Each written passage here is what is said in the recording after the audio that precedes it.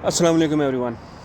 मैं आज हाज़िर हुआ हूँ चाइना और यूएसए की ट्रेड वार के मुतालिक। उस पे अभी बहुत सारी वीडियोस बन चुकी हैं, मगर वो यही हुआ है कि भाई चाइना जो है वो जीत रहा है और जो अमेरिका हार रहा है। सोशल मीडिया पे और न्यूज़ के लिहाज से और लोगों के पर्सपेक्टिव से मुझे ऐसा ही लग रहा है। ठीक है, जो मार्केट्स पे इम्पैक्ट आता है डेफ़िनेटली उस पे हमने मुहर्रकात डिस्कस किए थे कि भाई जब भी मार्केट में थोड़ी सी अनसर्टिनिटी होती है, इन्वेस्टर्स जो हैं वो भाग जाते हैं मार्केट से, तो डेफ़िनेटली मार्केट्स ने करेक्ट करना है। तो मैंने अर्ज़ किया था जो S&P 500 है वो ऑलरेडी अपने बड़े टेक्निकल जोन और ऑल टाइम हाई के करीब था, उसने वहाँ से करेक्शन लेनी थी। और साथ ही ट्रंप के जो ट्रेड वार से रिलेटेड जो सिनेरियोज़ बने हैं और वो उनके प्री प्लान्ड सिनेरियोज़ हैं मेरी नज़र में। अगर हम यूएस इकॉनमी के फैक्ट्स को देखें तो पिक्चर ज़रा डिफरेंट है मेरी नज़र में। जो चाइना की अब बाद में बात करेंगे, पहले यूएस की इकॉनमी की बात अगर करें हम, यूएस इकॉनमी 70-80% जो है वो लोकल डोमेस्टिक बेस्ड है। They buy and sell to each other. 30% बाहर के कंट्रीज़ पे वो डिपेंड करते हैं। ठीक है, 2025 में 28 ट्रिलियन उसकी जीडीपी है। 20% उसका डेट जो है वो उसकी पिगी बैंक लोकल एजेंसीज़ के पास है। ठीक है, बॉन्ड्स में है और ट्रेजरीज़ में है। तो अब हम अगर इन फैक्ट्स को देखें, 88% आज भी जो ग्लोबल ट्रेड है वो डॉलर में हो रही है। अगर हम डॉलर की बात करें, चार्ट की बात करें, तो definitely price moves in waves. Price अगर ऊपर जाती है तो वो नीचे भी आती है और इसका साइकिल है, उसने अपने साइकिल कंप्लीट करना है। ठीक है, अब यूएस से अपनी जो इकोनॉमिकल रीसेट के करीब है and they need a reasons to reset their economy.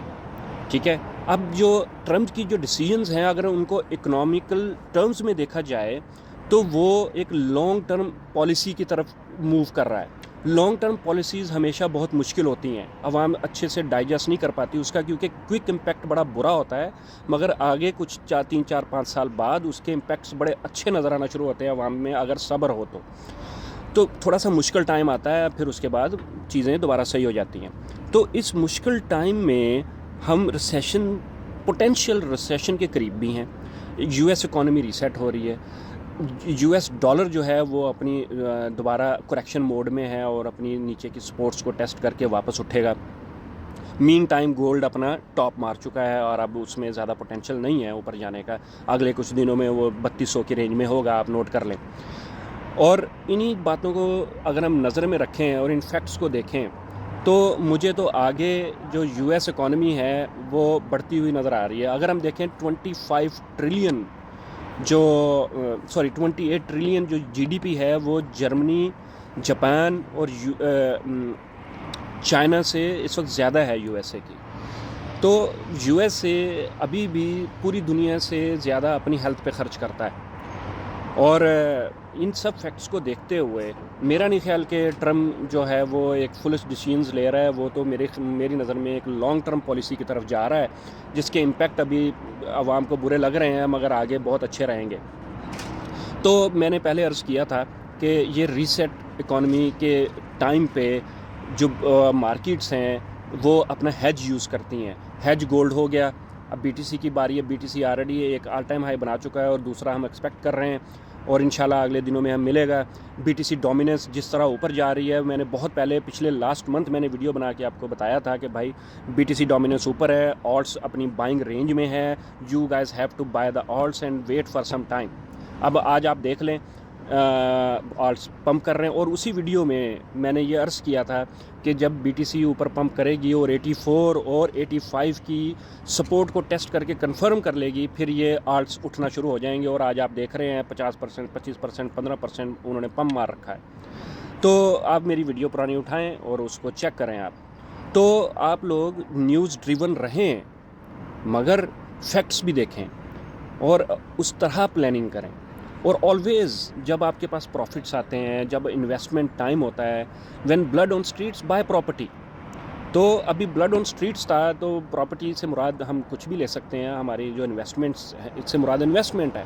तो आप इन्वेस्टमेंट क्रिप्टो में कर रहे हैं, आप इन्वेस्टमेंट गोल्ड में कर रहे हैं, आप इन्वेस्टमेंट बॉन्ड्स में कर रहे हैं। अभी इंटरेस्ट लो है उसका पैसे उसमें अभी जब फ्लो होना शुरू होंगे, जब ये अपने हेज अपने वापसी पे आएंगे, जब गोल्ड अभी टॉप करके वापस आ रहा है, DXY जो है अपनी सपोर्ट टेस्ट करके उठना शुरू करेगा, तो क्या ख्याल है कि हमें दोबारा आल्ट सीज़न नहीं मिलेगा? आल्ट सीज़न आगे आने वाला है और इंशाल्लाह हम ज़रूर आल्ट सीज़न देखेंगे। तो मायूस होने की ज़रूरत नहीं है और इंशाल्लाह आगे अच्छे ही दिन आएंगे हमारी मार्केट्स में। और ये अभी जो करेक्शंस को कवर करने के लिए ये फैंसी रैपर्स हैं, प्री प्लान्ड इवेंट्स हैं, इनको आप देखते रहें, साथ फैक्ट्स भी देखते रहें और खुश रहें। इंशाल्लाह आगे बेहतर ही आएगी। मैं और फैक्ट्स एंड फिगर्स के साथ कोशिश करूँगा, हाज़िर हूँगा। Stay tuned. 27-28 से पहले, ठीक है, हमें बहुत अच्छे आर्ट्स के एग्ज़िट्स मिलेंगे। और पिविट एग्ज़िट से जो क्वेश्चन बार बार आता है, पिविट एग्ज़िट एक साथ आपको सारे आर्ट्स का नहीं मिलेगा। कि प्रॉफिटिंग, जब भी आपका आर्ट्स प्रॉफिट में आता है, अपनी ओरिजिनल अमाउंट निकालें, अपना प्रॉफिट निकालें, वेट करें फिर और लेने का। Opportunities reset daily guys. तो अवॉइड ग्रीड, ठीक है, सारी ज़िंदगी होल्ड नहीं करके रखना है। जब प्रॉफिट आते हैं उनको ले लिया करो। और भी बहुत सारी चीज़ें होती है बाय करने के लिए, फिर बंदा दोबारा बाय कर लेता है। ओके गाइस, अस्सलाम वालेकुम एंड स्टे ट्यून्ड।